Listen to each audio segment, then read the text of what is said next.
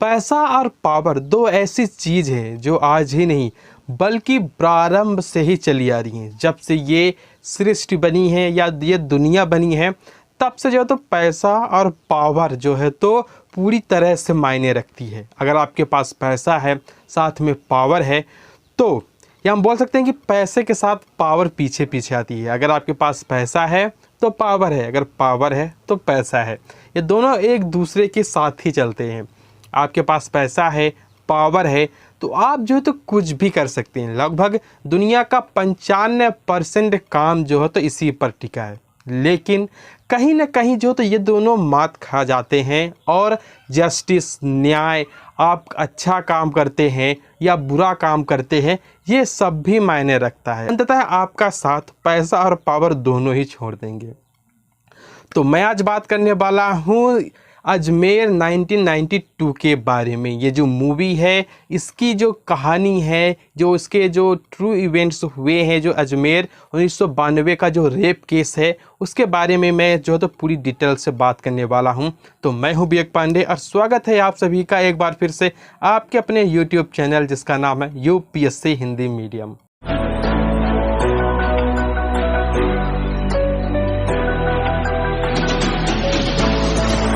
तो ये जो केस है तो आखिर ये प्रेजेंट टाइम पे जो है तो कैसे सबके सामने आया। आप लोगों को पता ही है कि जो इंडियन जुडिशरी सिस्टम है इसका जो जस्टिस दिलाने का काम है वो काफ़ी स्लो चलता है। बोल देंगे कछुए की तरह स्लो चलता है। तो ये लगभग 1992 का केस है और आज 2023 में मैं इसके बारे में डिस्कस कर रहा हूँ और मूवी भी बनी है। और इसके पीछे और भी कुछ रीजंस हो सकते हैं कि प्रेजेंट टाइम पे ये आया है, इस फाइल की धूल हटाई गई हो। तो दिसंबर 2022 की बात है जब एक लेडी को, या बोल सकते हैं ये वही लेडी है जिन्हें जो तो 1992 के जो अजमेर रेप केस है उसी से जो तो ये संबंधित है, उन्हें जो तो कोर्ट में बुलाया गया और उस केस के बारे में इनसे कुछ सबूत पूछे गए कि भाई उस केस के बारे में आप कुछ बताइए। ऑफकोर्स उस घटना को बीते हुए जो तो 30 साल हो चले हैं और अभी भी जो है तो उन लेडी से इसके बारे में पूछा जा रहा है। वो लेडी जो है तो अपनी लाइफ में बहुत आगे बढ़ चुकी हैं, उनके बेटे हो गए हैं, बेटे के बेटे हो गए हैं, अब वो दादी बन गई हैं। अब वो क्या जवाब दें?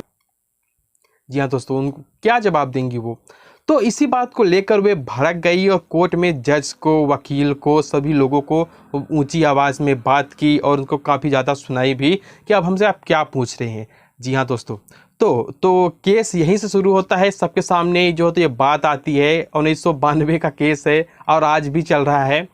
तो मैं बात कर लेता हूँ अब इस केस के बारे में कि आखिर हुआ क्या था। ख्वाजा मोइनुद्दीन चिश्ती की जो अजमेर में दरगाह है जिसे मुग़ल बादशाह हुमायूं ने बनवाया था, तो उसमें भी अभी जो पुरोहित चले आ रहे हैं। जी हाँ दोस्तों, जो खादिम पुरोहित हैं अभी भी उसमें बसे हुए हैं। वही जो तो दरगाह की जो तो रखवाली करते हैं और अपने आप को जो तो चिश्ती का जो तो बहुत करीबी समझते हैं कि हम चिश्ती के ही वंशज हैं। तो उस अजमेर में दो मेन लीडर थे, फर्रुख और नफीज़। ये दो यूथ कांग्रेस लीडर थे उस टाइम पे।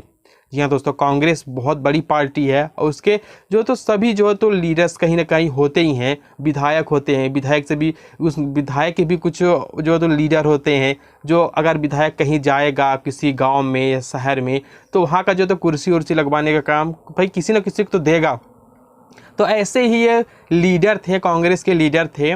और वहाँ पे जो तो चिश्ती की जो दरगाह है वहाँ के ये प्रमुख भी थे। तो क्या करते थे कि लड़कियों को जो है तो बहला फुसला कर, चाहे वो टीनेजर हों या 18 साल से ऊपर की हों, उनको किसी न किसी तरह बहला फुसला कर दूर दराज के इलाकों में लाया जाता था। उस या बोल सकते हैं कि उस मतलब कि अजमेर दरगाह में लाया जाता था और उनके साथ जो तो गलत व्यवहार रेप किया जाता था और बाद में उन्हें जो है तो धमकाया भी जाता था। या हम बोल सकते हैं कि उन्हें जो है तो ब्लैकमेल भी किया जाता था कि अगर तुम जो है तो ये शिकायत अपने घर वालों को बताओगी या पुलिस स्टेशन में जाओगी तो हम तुम्हारे घर वालों को मार देंगे या कुछ भी कर देंगे।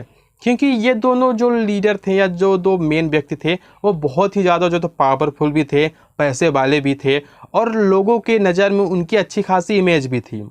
जब तक ये बात सबके सामने नहीं आई तब तक जो तो उनकी अच्छी खासी इमेज थी, लोगों में उनका दबदबा भी था, है ना। तो एटलीस्ट जो 100 लड़कियां उससे भी आसपास, ये आंकड़े जो है तो बहुत जगह जो है तो अलग अलग मिल सकते हैं। ट्रेलर में 250 बताया गया है मूवी में, तो हम 250 मान लेते हैं। तो 250 लड़कियों के साथ जो तो यह गलत काम हुआ। तो आखिर ये मतलब ये 1987 से चला आ रहा है। 1987 का यह जो रेप कांड है ये लगातार होते जा रहे हैं। मतलब ये पूरी तरह से एक साइकिल था। जैसे कि अभी कुछ जो वर्तमान कॉलेजेस में होता है, कुछ प्राइवेट कॉलेजेस ऐसे हैं कि जो उनके यहाँ स्टूडेंट पढ़ रहे हैं वो उनको क्या बोलते हैं कि तुम अगले स्टूडेंट्स को लेकर आओ, उसके बदले में मतलब कि तुम एडमिशन करवाओ, उसके बदले में मैं तुम्हें कुछ 500 या 1000 रुपये पर स्टूडेंट पैसा दूंगा। ऐसा ही उनके यहाँ भी एक साइकिल चलता था कि तुम लड़कियों को बुला कर लाओ, हम तुम्हें जो है तो पैसे देंगे, तुम्हारी हम अच्छी से जो है तो रख रखाव करेंगे।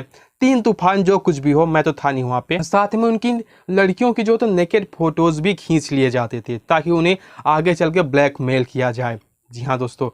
और फिर इसकी इन सब घटना की जो तो डिटेल जो है तो आखिर कैसे सब लोगों तक पहुंची, तो आप लोगों को पता ही होगा कि जो उस ज़माने का होगा तो फ़ोटो खिंचवाने के बाद जो तो तुरंत नहीं निकलती थी, उन्हें एक फ़ोटो लैब में ले जाया जाता था, वहाँ फ़ोटोज़ को क्लीन किया जाता था, उनकी रील्स होती थी। तो ये सब जो चीज़ था वो मतलब कि दरगाह से हट कर एक अलग ऑफिस में था, और वहीं से जो है तो ये सारी फ़ोटोज़ जो है तो वायरल हुई। ये सब फ़ोटोज़ जाकर एक संतोष गुप्ता नामक एक रिपोर्टर के हाथ में लगी, और उन्होंने बहुत ही जो तो हीरो वाला काम किया। उन्होंने जो तो इस इमेज को जो तो उस टाइम के तो बड़े लीडर्स, या हम बोल सकते हैं कि जो जिनका शहर में दबदबा चलता है, उनके खिलाफ जो तो एक्शन लिए, न्यूज़ में जो तो उनके खिलाफ ये सब लिखे। जैसे ये केस जो तो पुलिस स्टेशन पहुंचा और फिर सीधा जो है तो सेशन कोर्ट पहुंचा, तो सेशन कोर्ट में जो है तो 8 लोगों को जो है तो उम्र कैद की सज़ा सुना दी गई। इस केस से जुड़े हुए, इस मतलब अजमेर रेप केस से जुड़े हुए 8 लोगों को जो तो उम्र कैद की सज़ा सुना दी गई। और ये जो फर्रुख है, फर्रुख और नफीस जिन्होंने ये पूरा काम किया है, तो फर्रुख जो तो अपने आप को सेशन कोर्ट में जो तो मेंटली डिसेबल जो तो घोषित कर पाता है कि मतलब उसकी मानसिक स्थिति जो तो सही नहीं थी। अब बचने के लिए जो विपक्ष वाले वकील होते हैं, यही सब जो तो झोंझले जो है तो अपने सुना देते हैं कि आप जो तो ऐसा बोलोगे तो आप बच सकते हो, आपका जो तो अच्छे हॉस्पिटल में इलाज होगा, तो जेल से तो हॉस्पिटल बेटर ही है। तो ये सब जो तो फर्रुख के साथ हुआ। और लेकिन जो 8 लोगों को उम्र कैद की सज़ा सुनाई गई थी, फिर क्या था, ये उनके वकीलों ने जो है तो इसको जो तो राजस्थान हाई कोर्ट में रखा। तो राजस्थान हाई कोर्ट ने उनमें से 4 को जो है तो निर्दोष साबित कर दिया, और 4 को जो है तो उम्र कैद से घटा के सिर्फ 10 साल की सज़ा सुनाई दी गई।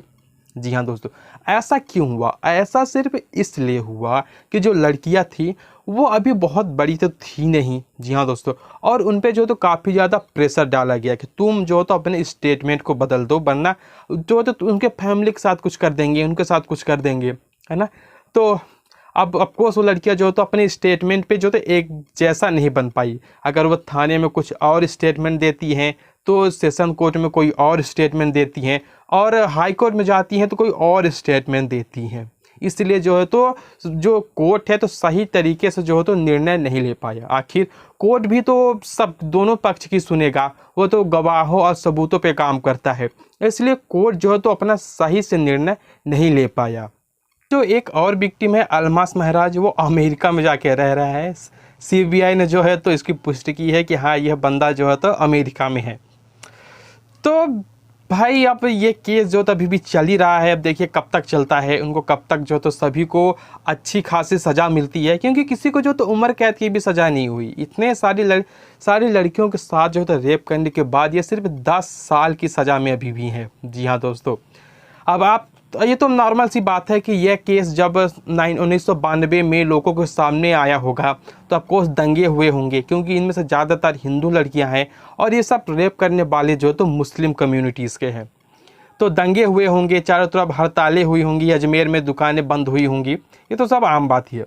अब देखना ये है कि आखिर कब तक यह केस चलता है और कब तक जो है तो इन सबको अच्छी खासी सज़ा मिलती है। तो मैं हूं विवेक पांडे, मिलता हूं आप सभी से अगली वीडियो में किसी और नए टॉपिक के साथ। तब तक के लिए बाय। जय हिंद, जय भारत।